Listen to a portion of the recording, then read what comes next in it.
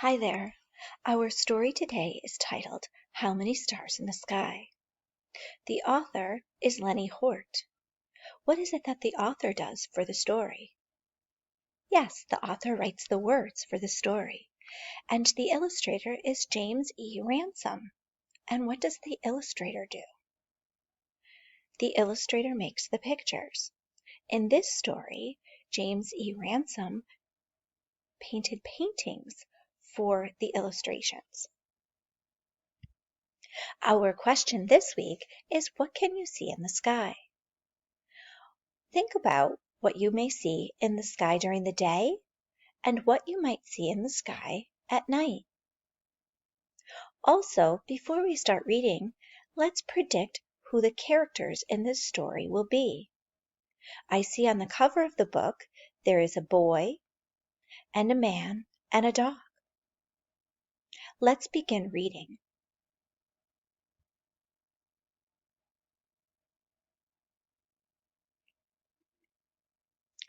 How many stars in the sky? Mama was away that night and I couldn't sleep. Mama knows all about the sun and stars, but she was away and I didn't want to wake Daddy. So I stared out the window, asking myself, how many stars in the sky? I could count so many just from my room. I leaned out the window and I could count even more. That was just gazing over the backyard.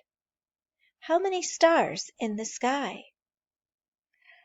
What do you learn about the boy and his family on this page?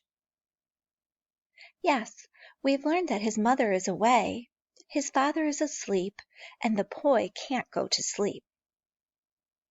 What does the boy want to do? He wants to count the stars in the sky.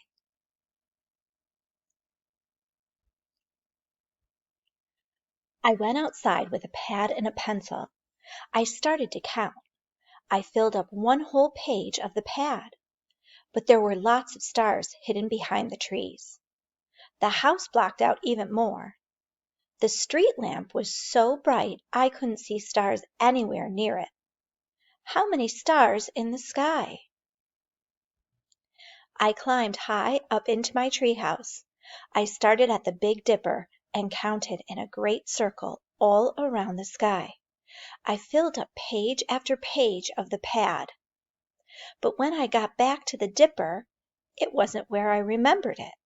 I must have been out so long that the stars had moved. Old ones had set, new ones had risen. How many stars in the sky? So far in this book, the boy keeps asking how many stars are in the sky.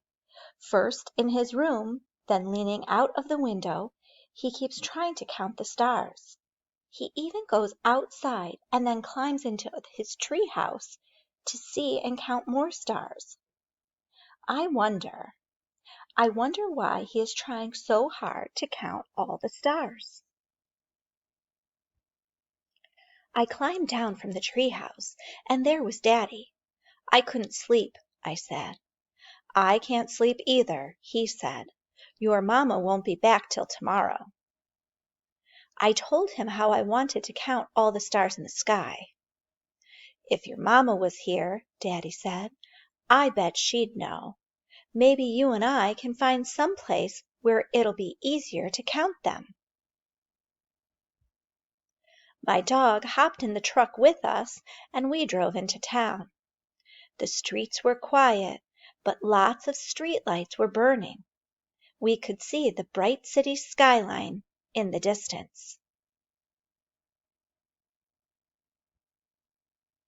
Daddy and I counted 25 or 26 stars. He said he thought one of them was the planet Jupiter. This isn't a good place to see stars, I said. It's not a bad place to count them, though, he said, but it's still too hard. Let's go where it'll be really easy.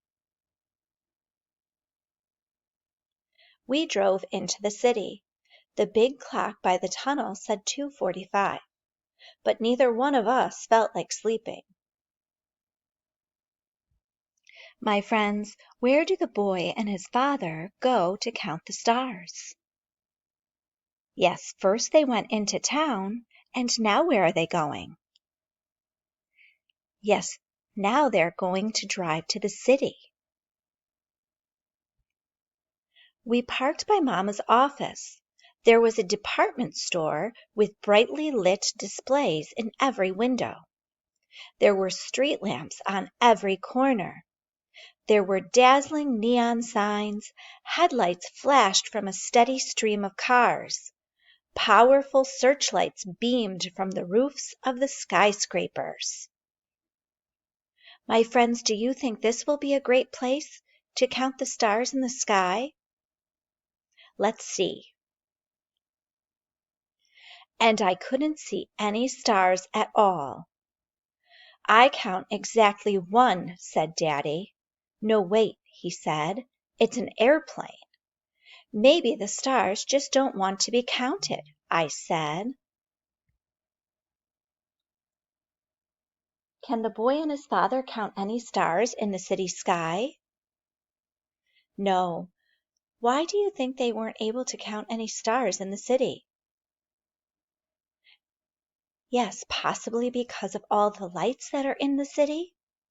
Possibly because of all the buildings that are so tall. Let's continue reading.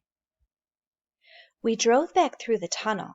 I was tired, and I thought we were going home. But instead, Daddy drove us deep into the country. Why is the boy sleeping? Yes, the author tells us the boy is tired, and we know that it is late at night. There weren't any cars. There weren't any streetlights. There weren't any houses. Even the moon had set, and I knew we could never count all the stars. No matter where I looked, new ones appeared every time I blinked my eyes. Daddy pointed up above and showed me the Milky Way. The stars were so thick I couldn't tell one from another. My friends, what does the boy's dad show him in the country night sky? Yes, he shows the boy stars and the Milky Way. What does the boy think about counting the stars at this point in the story? Yes, the boy tells us that there are too many stars to count. We were much too tired to drive any more, so we slept underneath the stars that night. It was daylight when we woke. Daddy, I said, all those stars are always out there even when we can't see them, right? Of course they are, he said. Can we try to count them again sometime? I asked. Any night you feel like it, he said. You, me, and Mama can all go out together. I could hardly wait to see Mama and tell her about it. In a little while we'd all be back home. But now I was glad to just be standing there with Daddy, basking in the warmth of the one star we could see. And that was the sun.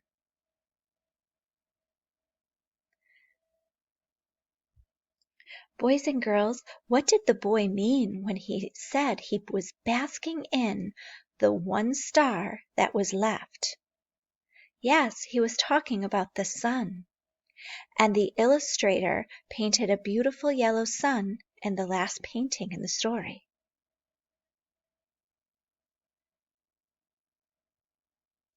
Thank you for reading with me. I hope you enjoyed the story.